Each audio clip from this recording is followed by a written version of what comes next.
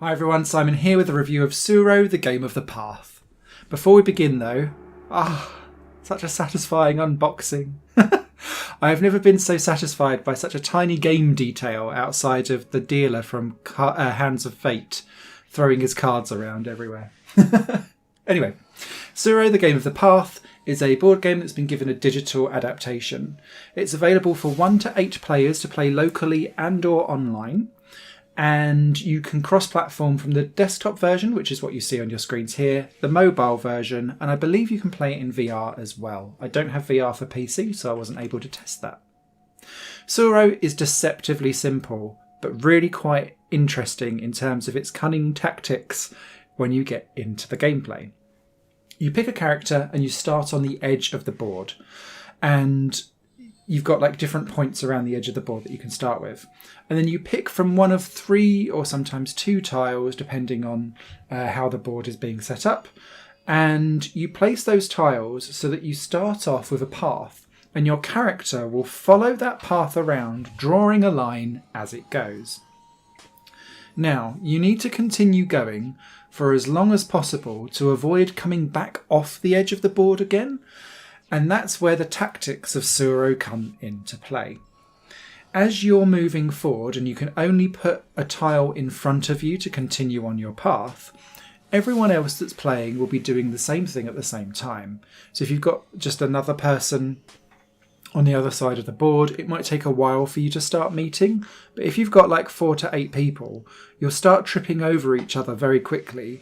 And what you'll be doing is not only trying to keep yourself from hitting a path that will spiral you off onto the edge of the board, you'll also be tactically thinking, right, when I meet someone else, I also control their destiny and fate as well.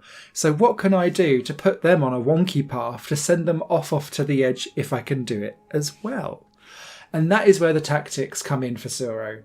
It is deceptively simple, but actually, in the games that we've been having, and I've been using Steam Remote Play to kind of get people on, it's been a real good giggle, because what you end up doing is thinking, okay, I'll send you off in a direction, and you'll try and like get there and ruin someone else's life before you can kind of ruin your own path. However, they'll be doing the same, and it just depends on the turn order, where you're at, what cards you've been dealt with, and you can rotate them around and put them however you want.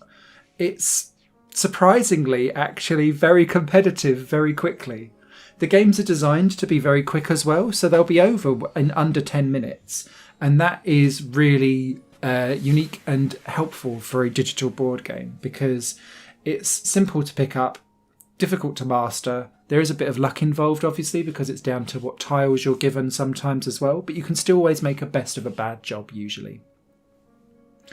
Tsuro, in a digital format, then adds a few other gameplay elements on top of that, which is like the base game.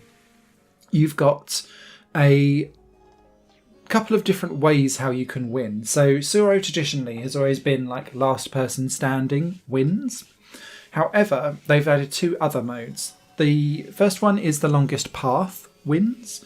And so with that, you might actually want to chain up some tiles together and start looping round and going as long as possible, because you can potentially end up at the end of the board game quite quickly, but if you've travelled the furthest, you may still win.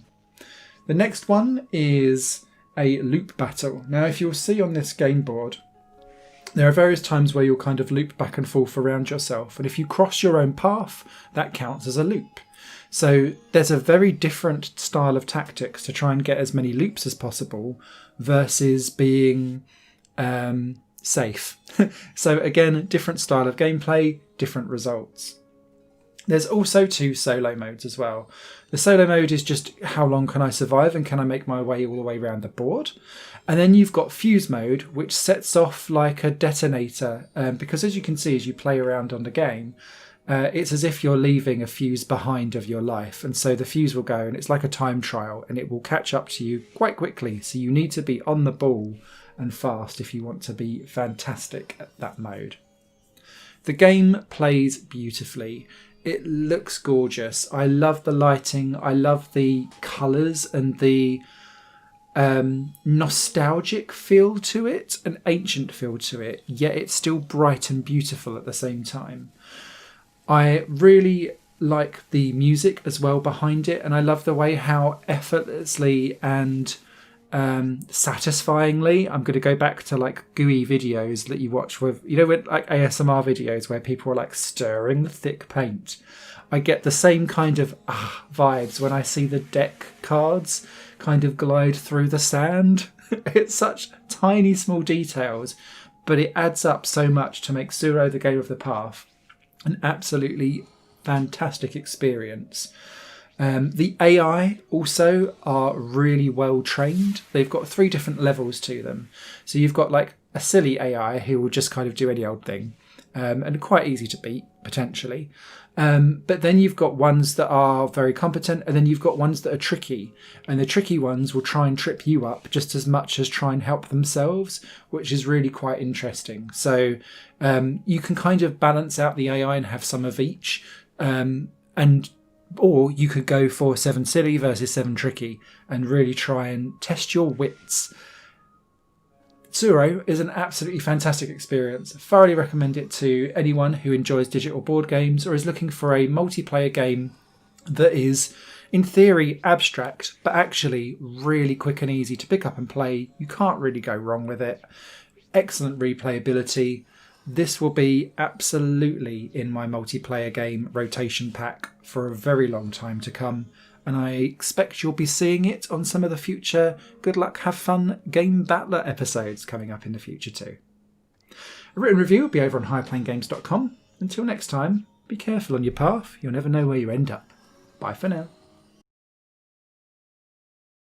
Higher Plane Games is part of the Higher Plane Network, a collection of media projects ran by me. If you like what you see and want to find out more, visit patreon.com/higherplane network. Your support can make so much more possible, be that a like, a comment, a share, or a pledge. Thanks for watching.